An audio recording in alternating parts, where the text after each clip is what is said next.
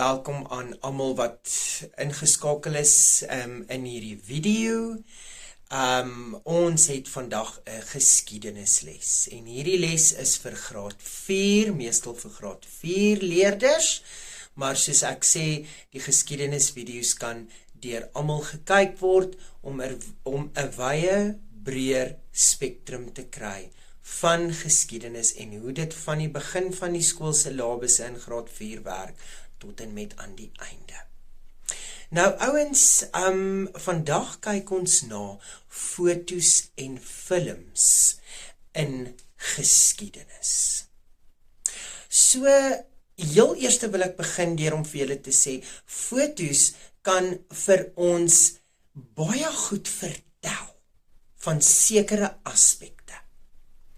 Nou, daai aspekte waarna ons kyk is punt nommer 1, gebiede. Fotos kan vir ons baie vertel van 'n sekere gebied. Die klimaat daar, hoe daai gebied lyk, wie daar bly, bly daar mense.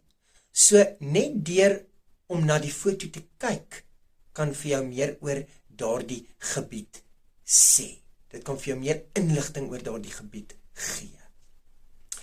Fotos kan ook vir ons baie sê van vervoer. Watter tipe motors ry die mense? Ry hulle motors of ry hulle fietsse? Is dit baie lank terug? Is dit nou moderne motors? So, fotos kan vir ons baie sê van vervoer.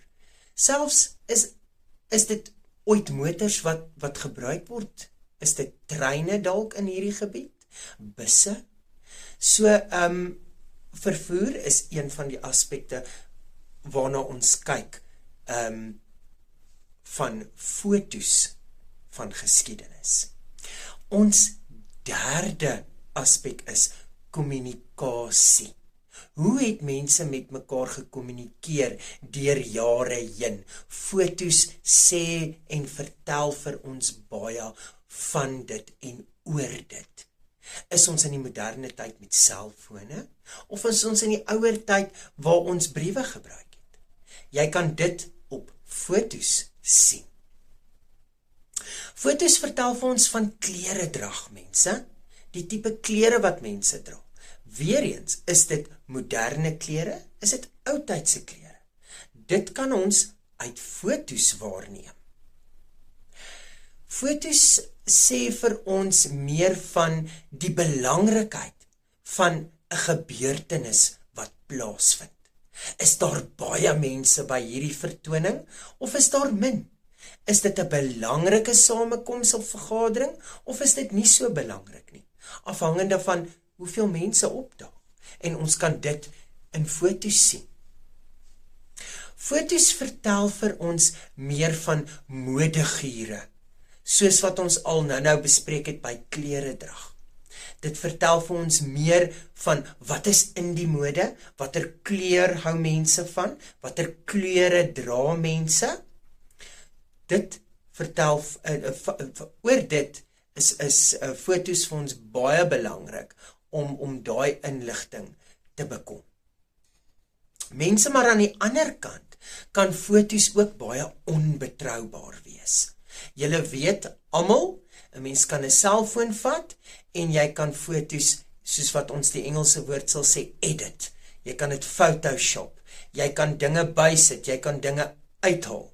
So 'n mens moenie altyd glo wat fotos vir jou wys nie, want dit kan onbetroubaar wees.